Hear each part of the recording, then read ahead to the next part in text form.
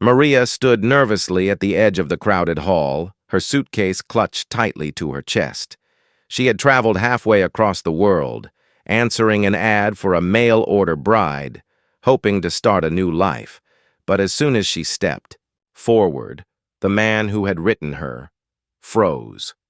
His face darkened. Then, with a cold smirk, he said, "I didn't know you were black." The laughter from his friends echoed in her ears as tears stung her eyes. Humiliated, she turned to leave. That's when a voice called out from the back, a voice that would change her life forever. Maria grew up in a small African village where opportunities were scarce, but her dreams were big. When she came across an ad from a lonely farmer in America looking for a wife, she saw a chance for a new beginning.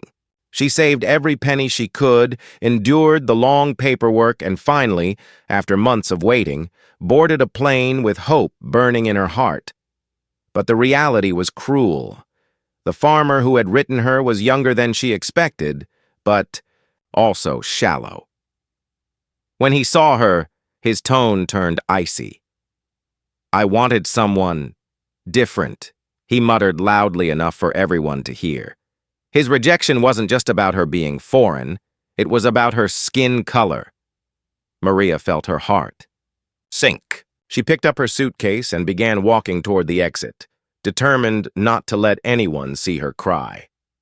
That's when a tall man in a worn suit, clearly older, with weathered hands and kind eyes, stepped forward.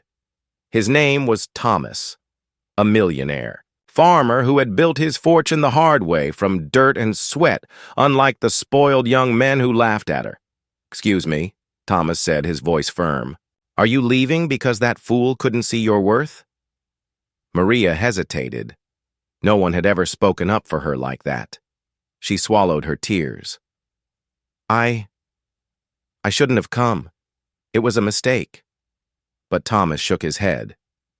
"No, the mistake was his, not yours." He offered her his hand. And for the first time that night, Maria felt seen. Over the next few weeks, Thomas invited her to stay at his farm until she decided on her next course of action. Maria was hesitant, but she accepted. After all, she had nowhere else to go. On his sprawling farmland, Maria discovered something she hadn't expected: peace. She helped tend the gardens, laughed with the farmhands, and even found herself teaching Thomas's staff recipes from her home country. Thomas, in turn, treated her not as a burden, but as an equal. Slowly, their bond grew deeper. One evening, as the sun dipped low and painted the fields gold, Thomas invited Maria to walk with him. They stopped by the fence, overlooking the endless crops. "You know," Thomas began, his voice softer than she had ever heard, "I never thought I'd meet someone who could remind me of what really matters. Money builds fences, machines, and houses, but it doesn't build joy. You've brought joy back into this place." Maria's eyes widened. "You don't mean—" "I mean," Thomas interrupted with a smile, "that man may have rejected you, but to me, you're perfect. Exactly as you are." And in that moment, Maria realized rejection had only led her to the man who was truly meant for her. Months later, Maria stood again in a hall, but this time, it wasn't to be humiliated. It was to walk down the aisle.